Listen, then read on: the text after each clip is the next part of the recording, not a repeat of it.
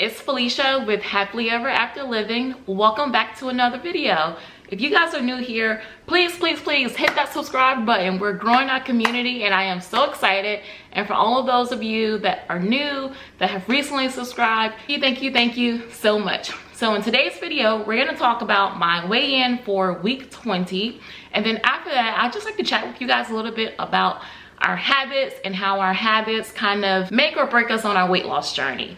So first things first, last week was week 20 for me and I weighed in at 229. Yes, I'm in the 20s, but barely, 229.8, and we'll have the video playing here. So I think I lost like 3.2 ounces, but I'm really proud of that because last week was, stressful. As far as, not like in a bad way, but as far as trying to balance my full-time job as well as my business, your girl had a lot on her plate. But guess what? The website is done. I'll drop that link down in the description box. You guys can now book on my website for coaching. You can read my blogs, videos. I want to talk to you guys about something. So on Saturday morning, I went for a walk with my mom and we walked about like 4.5 miles. And we walked in this plaza where there was like, there's a really popular restaurant there, like a popular breakfast spot. And then also within this plaza, different groups meet to go cycling. Like they meet multiple times a week and they'll go out and do like a minimum of 20 miles and up, like multiple times a week. So my mom was just casually talking to me about like how, because she walks there quite frequently, she's gotten to know like different people, their cars, what their cars look like and so forth. And just talking about like some of their patterns, routines, and behaviors. Like she mentioned, you know, this person, like they come 3 days a week, they're here Monday, Wednesday, Friday. You guys know, like just little casual stuff like that. So it kind of got me to thinking about how our habits, you know, as far as when we're on our weight loss journey and our routines, how they play a part. Stay with me here. So let's imagine that you have two people, right? Everything in their life is identical, exactly the same. Same sex, same height, same age, same weight, same hormonal structure. All of that is the same. And we only change one thing, one variable. So Monday, Wednesday, Friday, we have one person that goes to breakfast and has a nice hearty, you know, I'm from the South, I'm a Florida girl. So they have that nice hearty Southern breakfast 3 days a week. And then you have that same, well, another person, but same pattern, same routine, same everything. And they cycle Monday, Wednesday, Friday. Like that's what they do each morning. They meet their friends and they go cycling, whereas the other goes to have breakfast with friends. Okay, so as we were saying, person A, they go out to breakfast with their friends Monday, Wednesday, Friday, 3 days a week. So they're consuming, like, let's just say, hypothetically speaking, an additional 300 calories per day, right? 900 additional calories per 3 times 3, yeah, 900 additional calories per week. So within a 4-week period, they've consumed an additional 3,600 calories. You guys know 3,500 calories is 1 pound. So this person A, they have the potential to gain a little over 1 pound per month, which doesn't seem like a big deal, but let's say they do that for a year, that's 12 additional pounds per year. You know, like let's take person B. So they meet with their friends and they go cycling Monday, Wednesday, Friday. And you know, they're working out, burning an additional, let's say 500 pounds. 500 additional pounds they're burning per workout, right? So we're already at 1,500 calories per week. So this person has the potential to burn like 6,000 additional calories per month. They're burning 6,000 calories per month. That puts this person at the potential of losing 20 pounds per year. 20 pounds per year. Whereas the other person, with their habits and behaviors, they're gaining 12 pounds per year. Is that not crazy? Like, so even if you just think about you, if you chose, everything in your life remains constant and you just add in 2 additional habits, or 1 additional habit. You choose to consume an additional 300 calories, or you choose to burn an additional 500 calories 3 times a week. Like, That is amazing. So that story is not so much as to compare or judge or anything like that. What really made me think about it was how, even though last week was a really stressful week for me, I was still able to lose 3.2 ounces versus gaining weight. And I think that a lot of that has to do with a lot of my new habits that I put into place. And I'd like to share with you guys today like what those habits are, which I think that kind of saved me from gaining. So the first habit that I think that kind of saved me was that I now have a habit of doing 10,000 steps per day, or 4 to 8 miles per day, except for Thursday. Well, I think just by this becoming a habit of mine, it's just something that I do whether my week is busy or not. Like if my week is busy, I may do 4 miles. If it's, you know, if I have a little bit more time, I may be able to do 6 or 8 miles. So just by putting that into place, you know, even with the busy week, I still hit that target, and I think that's kind of what helped to, you know, help me not gain weight for the week. Number 2, the next habit that I've implemented into my life is that I aim to eat at least 1 pound of vegetables per day. So I can be very transparent with you and say that I know I missed or skipped at least 2 meals last week, which I don't recommend. I actually don't lose weight by skipping meals, so I don't recommend that you skip meals.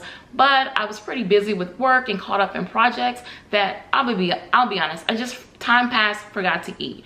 However, even if I missed a breakfast or lunch, that evening I was sure to eat at least to make sure that I at least got my pound of veggies in, because I think that having that good nutrition is important. So yeah, that's definitely one habit that helped me to be able to maintain and not gain additional weight. Number 3, another habit that I've implemented in my life is that I choose to avoid sugar and flour. Now, I know it sounds kind of crazy to some people, but what I found for myself is that by avoiding sugar and flour, it really helps me control my cravings and even more so my appetite. Like, I can give you guys a great example. I went to a baby shower on Saturday. Yummy food, lots of yummy food. I can tell you that Felicia or am I talking about a year ago? Felicia 6 months ago would have been indulging in the delicious treats and everything.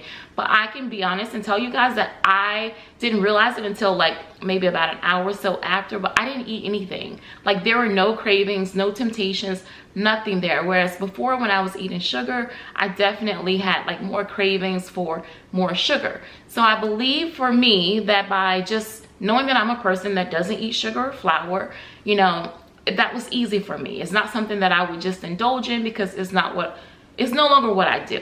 So number 4, another habit that I've implemented on this weight loss journey is that I don't drink my calories. I'm sorry, no. I like my food. Sometimes you just have to pick and choose. I'd rather eat 300 calories worth of something yummy and delicious than having a 300 calorie Starbucks drink, you know, like pick and choose, give and take. And if you choose Starbucks, like nothing wrong with that, nothing. I'm just saying this is a habit that I have instilled in my life, and I found that by drinking water, coffee, and tea. I even tried the LaCroix, but not my favorite. But yeah, just by drinking water, coffee, and tea without calories, this is also helping me to be able to maintain my weight and not gain weight even during a stressful week. The last habit that I have implemented in my life, which I think really helped me out during a stressful week, a habit that I now have is that I look at my calendar and I schedule rest and recovery. I think this is so important, especially if you're someone like me that has a little bit of difficulty regulating your hormones. As far as adrenal fatigue goes, you need your rest. You do. When you don't have it, you feel it. As far as cortisol, you need your rest. When you don't have it, you feel it. So I've learned to schedule rest and recovery. And last week, I even had, since I started my running journey 2 weeks ago, I had scheduled a massage for my legs because I started to notice some tightness and so forth. So I had a massage on Friday. And then also I scheduled some power naps into my week. Sometimes for me, just being able to get 30 to 60 minutes just really helps to reactivate my brain. And then, and on Sunday, I scheduled time of just being, like time where there was no productivity attached to it, time that I didn't, you know, have to do something for someone else, just time where I can just be.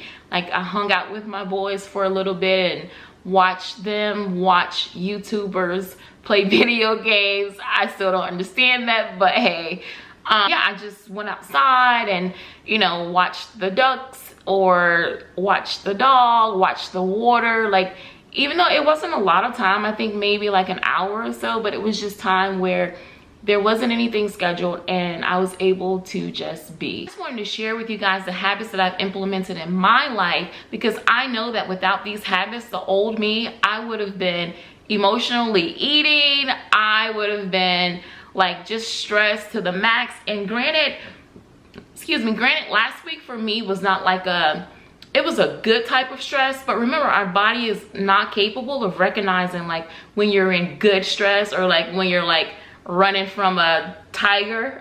Hope none of you ever have to run from a tiger, but the body can't tell the difference. All the body knows is that it's under stress and it releases more cortisol, which causes belly fat.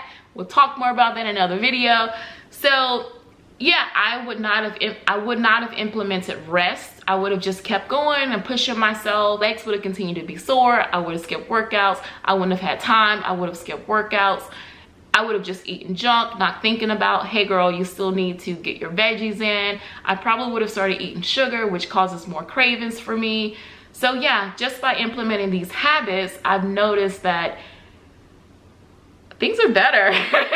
Things are better, and I'm able to have a hectic week and not gain weight. So that is pretty amazing. If you're enjoying this video so far, please give it a big thumbs up, because I would love to continue to share more tips with you here. So yeah, I would love if you guys can just drop down into the comment section, what are some of your best habits? Like, what are some of the best habits that you have that are contributing to you either losing weight, maintaining your weight, or just overall being healthy? And remember, on this channel, it's not just about the weight. We're talking about a healthy mind as well. What have you found? You know, like for me, the rest and recovery, even the walking helps me to clear my mind. So share down in the comment section. I love to read them, and I know that other people that are coming by the channel, you know, you may be encouraging them as well. So don't be shy. Share down in the comment section, and I'll chat with you guys in the next video. Bye. Oh, don't forget to check out my website. I am so proud of it. So proud of it. It's down in the description bar. Even if you just go and like read the blogs, honestly, if you go to my website and just click through it and look at the different pages, then my coach will be really happy, because she'll see that there's been like activity. What do you call it? Like, yeah, there's been activity on my page. So do that for me, and I'll talk to you in the next video. Bye.